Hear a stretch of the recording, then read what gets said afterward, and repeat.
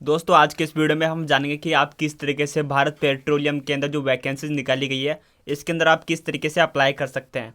तो इसके लिए आप यहाँ पे देख सकते हैं कि इसके एप्लीकेशन फॉर्म 18 अप्रैल से स्टार्ट हो चुके हैं और आप इसके अंदर लास्ट 17 अप्रैल तक अप्लाई कर पाएंगे।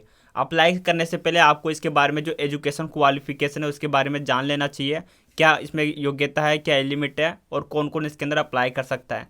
तो इसके बारे में आपको शॉर्टकट में बहुत ही तो इस वैकेंसी के बारे में आपको शॉर्टकट में एक इन्फॉर्मेशन दे देते हैं।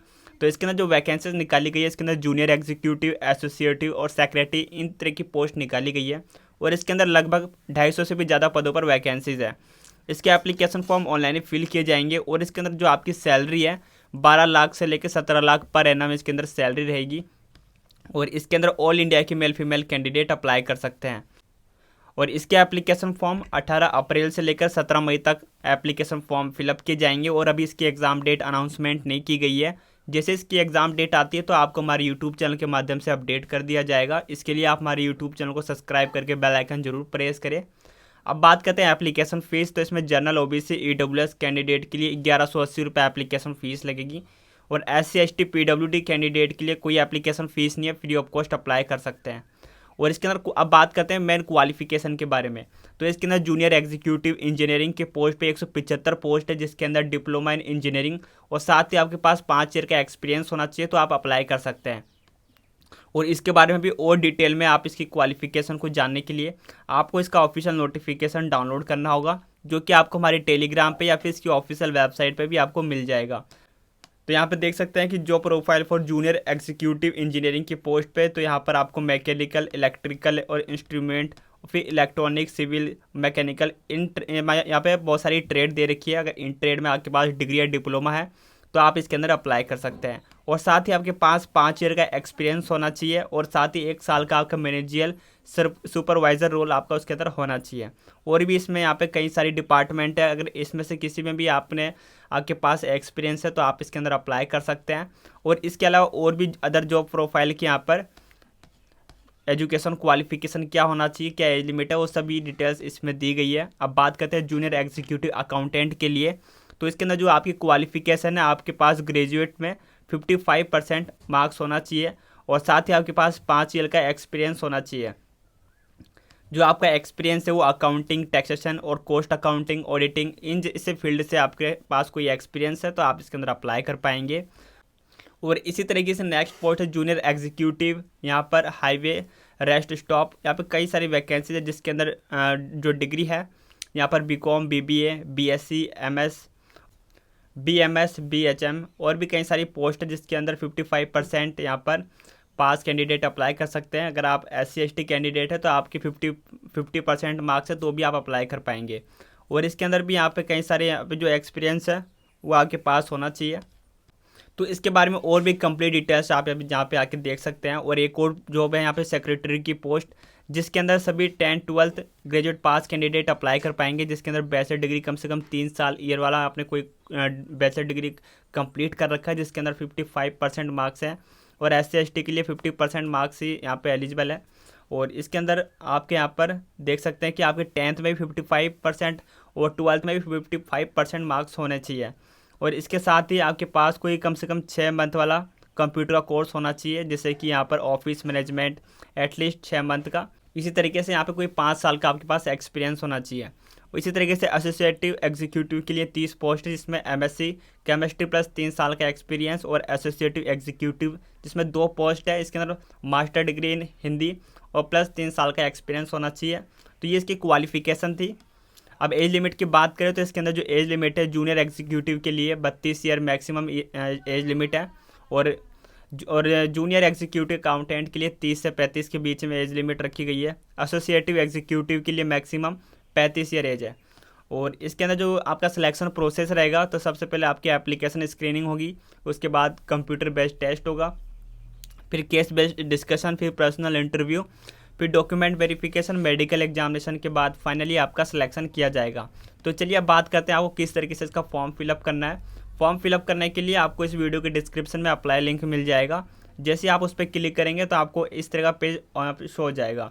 अगर आप इस वेबसाइट के थ्रू पहली बार फॉर्म फिलअप कर रहे हैं तो आपको यहाँ पर क्लिक है टू न्यू रजिस्ट्रेशन पे क्लिक करना है। अगर इससे पहले कभी फॉर्म भरा है तो आपके पास यूज़र आईडी पासवर्ड होगा, तो यहाँ पर डायरेक्ट लॉगिन पर क्लिक करके आप लॉगिन करना है और अप्लाई कर सकते हैं। तो इस वीडियो में हम आपको जीरो से बताने वाले हैं किस तरीके से रजिस्ट्रेशन करना है फिर कैसे अप्लाई करना है। तो सबसे पहले आपको क्लिक है टू रजिस्ट्रेशन पर क्लिक करना होगा। अब इसके अंदर फॉर्म फिलअप करने के लिए आपको एक कंप्लीट यहाँ पे जो 6 स्टेप्स है इसे कंप्लीट करना होगा। तो सबसे पहले आपको यहाँ पे फर्स्ट नेम फिल करना है और इसके बाद आपको अपना मिडल नेम, अगर आपका कोई मिडल नेम नहीं है तो आप इसे छोड़ सकते हैं, और इसके बाद आपको यहाँ पे अपना लास्ट नाम दर्ज करना है। और इसी तरीके से आपको सेम कन्फर्मेशन के लिए दोबारा से आपका अपना यहाँ पे फर्स्ट नेम यहाँ पे लिखना होगा, और इसी तरीके से आपको दोबारा यहाँ पर आपको अपना नाम यहाँ पे टाइप करना होगा, मिडल नेम छोड़ना है और जो आपका लास्ट नेम है उसे कन्फर्म करना है। इसके बाद आपको यहाँ पे फुल नेम शो हो जाएगा। फिर इसके बाद आपको यहाँ पर अपना मोबाइल नंबर और दोबारा से आपको मोबाइल नंबर दर्ज करना होगा। अगर आपके पास कोई अल्टरनेट मोबाइल नंबर देना चाहते हैं इसके अलावा तो वो भी आप दे सकते हैं, या फिर इसे ब्लैंक भी छोड़ सकते हैं। इसके बाद यहाँ पर आपको अपना जीमेल आईडी दर्ज करना है। आपको यहाँ पे @ से पहले का यहाँ पर पूरा लिखना है, उसके बाद यहाँ पे डोमेन सेलेक्ट करना है तो @gmail.com, और फिर आपको पूरा एक साथ यहाँ पे लिख देना है। इसके बाद जो यहाँ पे सिक्योरिटी कोड है, सिक्योरिटी कोड डालने के बाद सेव एंड नेक्स्ट पर क्लिक करना होगा। इसके बाद आप नेक्स्ट स्टेप में आ जाएंगे और यहाँ पे OTP वेरिफिकेशन का ऑप्शन आ जाएगा। तो आपने जो भी यहाँ पे नंबर और कॉन्टैक्ट यहाँ पे दिए हैं तो यहाँ पर सेंड OTP पे क्लिक करना है।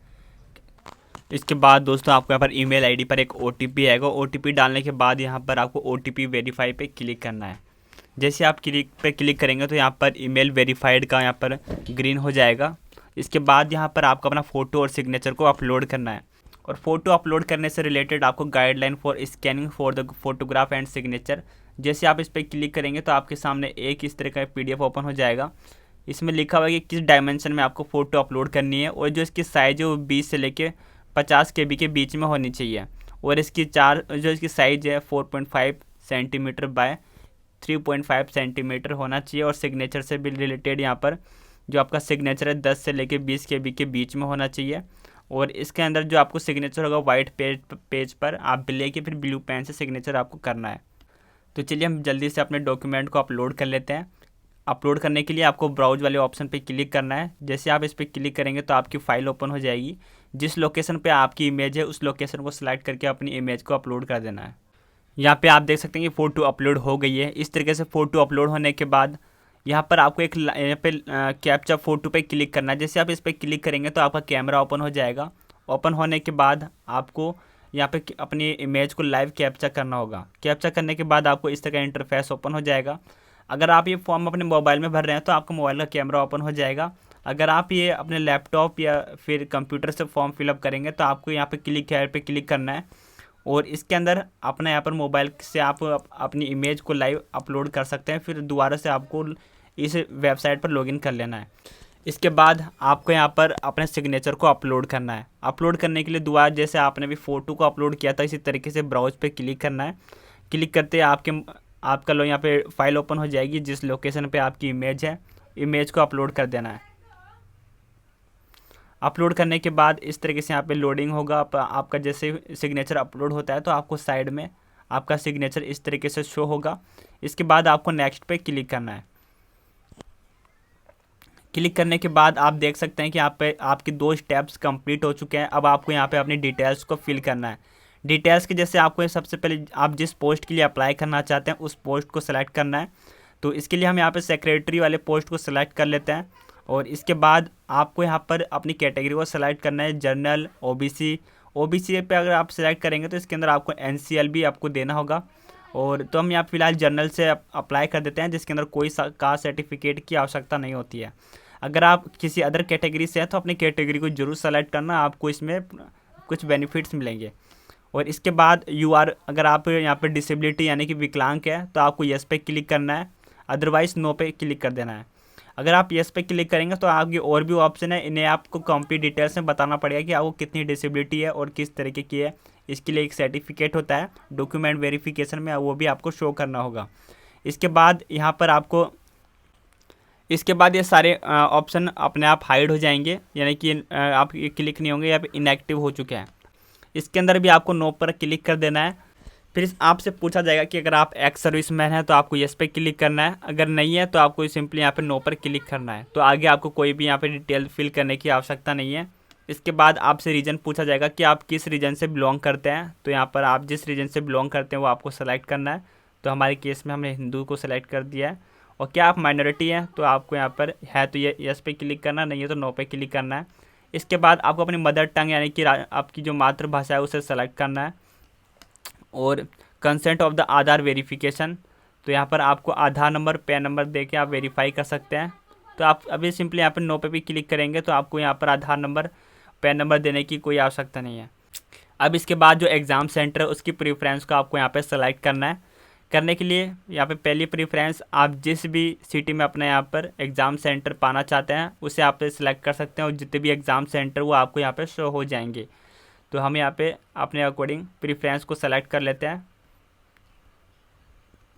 हमने 3 प्रेफरेंस को सेलेक्ट कर लिया है। इसके बाद अपनी पर्सनल डिटेल्स को भी दोबारा से यहाँ पे आपको देनी है। तो यहाँ पर आपको अपना डेट ऑफ बर्थ यहाँ पे सेलेक्ट करना है। इसके बाद अपने जेंडर को यहाँ पे सेलेक्ट करना है, मेल फीमेल।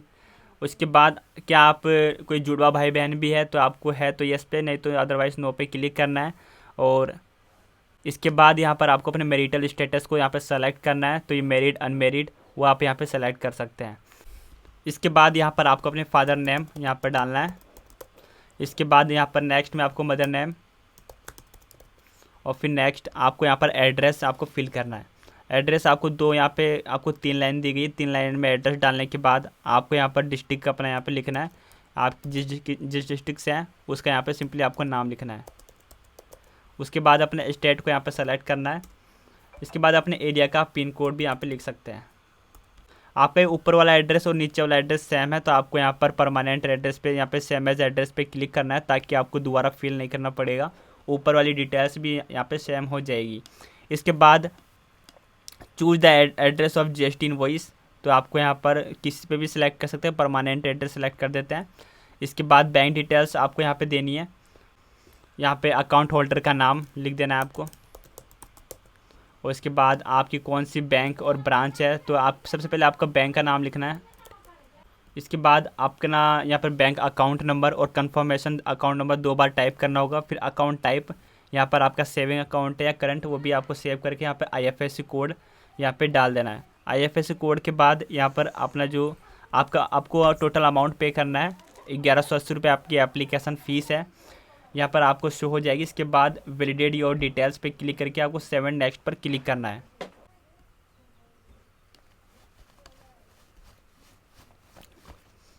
अब इसके बाद आपको यहाँ पर अपनी एजुकेशन क्वालिफ़िकेशन को यहाँ पर देना होगा। जो आपकी एजुकेशन क्वालिफ़िकेशन है ये 1 अप्रैल 2026 तक कंप्लीट होनी चाहिए। अब यहाँ पर आपको 10th 12th और ग्रेजुएशन इन सभी की डिटेल्स देनी है। जैसे कि यहाँ पर SSC यानी कि 10th की जो यहाँ पर आपको डिटेल देनी होगी। तो यहाँ पर आपको पासिंग ईयर आपको सेलेक्ट करना है। तो पासिंग ईयर को यहाँ पर आपका डेट और मंथ पूरा सेलेक्ट करना होगा। इसके बाद आपकी कितनी परसेंटेज बनी थी वो भी आपको यहाँ पर सेलेक्ट करना है। और फिर आपके यहाँ पे डिवीज़न आपको सेलेक्ट करना है, फर्स्ट सेकंड थर्ड वो आपको यहाँ पे सेलेक्ट करना होगा। इसी तरीके से आप यहाँ पे 12th की भी यानी 12th की डिटेल्स देनी है। आपने किस स्ट्रीम से अपना 12th किया है तो स्ट्रीम को सेलेक्ट करने के बाद आपके यहाँ पर पासिंग ईयर आपको सेलेक्ट करना है। इसके बाद उस 12th में आपकी कितनी परसेंटेज बनी है वो भी आपको यहाँ पर परसेंटेज के आपको यहाँ पे परसेंटेज में बताना होगा। और यहाँ पे डिवीज़न भी आपको सेलेक्ट करना है। सेम इसी तरीके से अपनी ग्रेजुएशन की डिटेल्स आपको देनी है कि आपने ग्रेजुएशन में किस स्ट्रीम से अपना ग्रेजुएट किया है, आर्ट्स कॉमर्स साइंस या फिर अदर पे जैसे क्लिक करेंगे तो आपके नीचे एक बॉक्स बन जाएगा। यहाँ पर अपनी डिग्री को लिखना है। और इसके बाद यहाँ पर फुल टाइम या पार्ट टाइम या फिर डिस्टेंस से किया है तो हमने फुल टाइम से किया तो अपने फुल टाइम को लिख दिया है। और यहाँ पर आपको पासिंग ईयर सेलेक्ट करना है। तो आपने किस मंथ में और किस डेट को यहाँ पर पास किया वो आपको डिटेल्स देने के बाद आपको यहाँ पर अपनी परसेंटेज आपको बतानी है कितनी परसेंटेज आपने ऑब्टेन करी है। तो यहाँ पर उसके बाद आपको डिवीज़न सेलेक्ट करना है। उसके बाद इसी तरीके से आप पोस्ट ग्रेजुएट की भी यहाँ पर डिटेल्स दे सकते हैं। अगर आपके पास नहीं है तो आप इसे छोड़ सकते हैं, लेकिन इसमें 3 यहाँ पे ग्रेजुएट लेवल तक इसमें मैंडेटरी है। और इसके बाद अगर आपने कोई डिप्लोमा कर रखा है तो डिप्लोमा को सेलेक्ट करके जिस तरीके से आपने ऊपर सारी डिटेल्स फिल करिए इसी तरीके से सेम यहाँ पर पासिंग ईयर और आपकी कितनी परसेंटेज बनी है और क्या डिवीज़न रही है उससे आप सेलेक्ट कर सकते हैं। इसी तरीके से यहाँ पर कोई प्रोफेशनल डिग्री है या फिर पोस्ट ग्रेजुएशन कोई एक्स्ट्रा के पास एक्सपीरियंस सर्टिफिकेट है तो वो भी आप यहाँ पे अटैच कर सकते हैं। अब इसके बाद यहाँ पर आपके पास जो एक्सपीरियंस है, अब यहाँ पे पूछा you have 5 year relevant experience secretary assistant, तो आपको यस पे क्लिक करना है। यस पे क्लिक करने के बाद उसकी डिटेल्स यहाँ पर आपको देनी होगी। और यहाँ पे पूछा है कि आप अभी उसमें प्रेजेंटली वर्क करते हैं, तो आपको यहाँ पर यस करते हैं तो यस पे क्लिक करना, अगर नहीं करते हैं तो आपको नो पर क्लिक करना होगा। इसके बाद यहाँ पर नेम ऑफ द एम्प्लॉय आपका नाम लिख देना है। और इसके बाद आप डिज़ाइनेशन आपने, इसके बाद डिज़ाइनेशन और फिर आपने जो कब से कब तक वहाँ पे काम किया है, टाइम पीरियड आपको यहाँ पे सेलेक्ट करना है। इसके बाद आपका यहाँ पर टाइप, यहाँ पर इंडिया में रहते हैं, फिर इंडिया से बाहर आप जॉब करते थे तो आपको वहाँ पे ये सेलेक्ट करना है। उसके बाद कंट्री ऑफ वर्क साइट यहाँ पे सिलेक्ट करनी है, और यहाँ पर आप किस सिटी में यहाँ पर वर्क करते हैं वो भी लिख देना है। और इसके बाद यहाँ पर आपको यहाँ पर ब्रॉड रोल एंड रेस्पॉन्सिबिलिटी, कि आपकी बड़ी जिम्मेदारी थी या छोटी जिम्मेदारी, तो उसके हिसाब से आपको यहाँ पर सेलेक्ट करना है। इसके बाद यहाँ पर आपको 3 लैंग्वेज लिख देनी है, कि वैसे तो एक मैंडेटरी है और बाकी 2 आप और एक्स्ट्रा में लिख सकते हैं। तो एक हिंदी लिख देते हैं, तो हिंदी के आगे आपको रीड आती है और क्या आपको लिखना आता है और बोलना आता है, तो इन सब पे आपको चेक कर देना है। और इसी तरीके से एक लैंग्वेज और लिख देते हैं, इंग्लिश पे भी आपको तीनों ऑप्शन इनेबल कर देना है अगर आपको तीनों चीज़ आती है तो। और कोई और लैंग्वेज लिख सकते हैं, जैसे कि आप कोई अदर स्टेट में रहें तो वो आपको लैंग्वेज आती है, तो उसे भी यहाँ पर लिख कर उसे आप यहाँ पे चेक बॉक्स कर सकते हैं। जैसे कि मराठी हो गई, तेलुगु, तमिल या गुजरात, जो भी लैंग्वेज आती है वो आप यहाँ पे लिख के इस ऑप्शन को इनेबल कर सकते हैं। इसके बाद वैलिडेट योर डिटेल्स पे क्लिक करके 7 नेक्स्ट पर क्लिक करना है। और इसके बाद जब आप यहाँ पर अपने एक्सपीरियंस को ऐड करेंगे तो आपको ये ध्यान रखना है कि इसमें 5 साल का इसमें एक्सपीरियंस मांगा गया है, तो यहाँ पर आपको जो इसमें डिफरेंस होना चाहिए 5 साल का आपको डिफरेंस इसमें आना चाहिए। और जो आप यहाँ पे एक्सपीरियंस को जब आप डालेंगे तो यहाँ पर आपकी एजुकेशन जो क्वालिफ़िकेशन है उसके बाद का यहाँ पर एक्सपीरियंस काउंट होता है, तो इसलिए अपने क्वालिफ़िकेशन यानी ग्रेजुएशन के बाद का यहाँ पर एक्सपीरियंस आपको यहाँ पर सेलेक्ट करना है कि आपने कब तक किया था। और ये टोटल आपके 5 साल होने चाहिए, क्योंकि नीचे यहाँ मंथ कैलकुलेट होता है, तो यहाँ पे 5 साल में आपके टोटल 60 महीने होते हैं, तो वो आपको कैलकुलेट करने के 60 से ऊपर होना चाहिए। अगर आप यहाँ पे कम सेलेक्ट करेंगे तो आपको एरर शो हो जाएगा। तो इस तरीके से यहाँ पर वैलिडेट क्लिक करने के बाद 7 नेक्स्ट पर क्लिक करना है। इसके बाद आप जैसे नेक्स्ट पर क्लिक करेंगे तो आपके सामने कुछ अपनी डिटेल्स शो हो जाएगी, आपकी जो फुल लाइव फ़ोटो थी और जो आपने फ़ोटो अपलोड किया था, और आपकी डिटेल्स भी यहाँ पे शो हो जाएगी। फिर आपको नीचे स्क्रॉल करना होगा और आप यहाँ से प्रीव्यू पूरा देख सकते हैं। अगर आपको डिटेल लगती है कि आपने कुछ गलती कर दिया है तो यहाँ पर आप बैक पे जाके उसे एडिट भी कर सकते हैं। अगर आपने सारी डिटेल्स चेक कर ली, सारी डिटेल्स सही है, तो आपको यहाँ पर कंप्लीट रजिस्ट्रेशन पे क्लिक करना है और आपको ओके पर क्लिक कर देना है। तो आर यू श्योर दोबारा ओके पर क्लिक करना होगा। अब यहाँ पे आपको कुछ और डॉक्यूमेंट्स अपलोड करना है, जैसे कि अपनी अपने डेट ऑफ बर्थ प्रूफ के लिए आप यहाँ पे 10th की मार्कशीट या फिर डेट ऑफ बर्थ की PDF अपलोड करनी है। और इसके बाद यहाँ पे एजुकेशन क्वालिफिकेशन की डिग्री यानी कि ग्रेजुएशन की मार्कशीट अपलोड करनी है। उसके बाद सर्विस सर्टिफिकेट या फिर जो एक्सपीरियंस है वो सर्टिफिकेट अपलोड करना है। और यहाँ पर सैलरी स्लिप अपलोड करनी है और एनुअल PF की यहाँ पर PDF अपलोड करनी होगी। और इसके बाद यहाँ पे कैप्चा फिल करके आपको सेव नेक्स्ट पर क्लिक कर देना है। तो जल्दी से हम इन डॉक्यूमेंट्स को अपलोड कर लेते हैं और आगे आपको नेक्स्ट स्टेप बताएंगे। तो यहाँ पर हमने सभी डॉक्यूमेंट्स को अपलोड कर दिया है और इसके बाद कैप्चा फिल करके आपको नेक्स्ट पे क्लिक करना है। इसी तरह आपके सामने एक पॉपअप आ जाएगा, आर यू श्योर, तो आपको यस पे क्लिक कर देना है। क्लिक करते ही आपके सारे डॉक्यूमेंट सर्वर पे अपलोड हो जाएंगे। इसके बाद आप पेमेंट गेटवे पे यहाँ पर रिडायरेक्ट हो जाएंगे और आपको जो टोटल अमाउंट पे करना है यहाँ पर आपको शो हो जाएगा 1180 रुपये। और इसके बाद यहाँ पर कैप्चा फिल कर देना है। इसके बाद सबमिट पर क्लिक करेंगे। फिर आपके सामने यहाँ पे इस तरह का पेमेंट का ऑप्शन आ जाएगा, तो आप यहाँ पे डेबिट कार्ड और credit card, net banking, UPI के थ्रू पेमेंट कर सकते हैं। सबसे बेस्ट इसमें रहेगा UPI के थ्रू। आप यहाँ पे शो QR कोड यहाँ पे शो करके इस QR कोड पे पेमेंट कर सकते हैं, जो कि काफ़ी ईजी रहता है। और जैसे आप पेमेंट कर देंगे तो ऑटोमेटिक आपके सामने आपका फॉर्म सबमिट होके आपके सामने प्रिंट यहाँ पे डाउनलोड का ऑप्शन आ जाएगा। तो अपने फॉर्म को जरूर डाउनलोड करके रखना फ्यूचर रेफरेंस के लिए। तो दोस्तों आप भी इस तरीके से भारत पेट्रोलियम के अंदर आप फॉर्म फिलअप कर सकते हैं। अगर आपको जानकारी पसंद आए तो इस वीडियो को लाइक कीजिए, अपने दोस्तों के साथ ज़रूर शेयर करें। जल्दी मिलेंगे किसी नेक्स्ट वीडियो में, तब तक के लिए बाय, जय हिंद।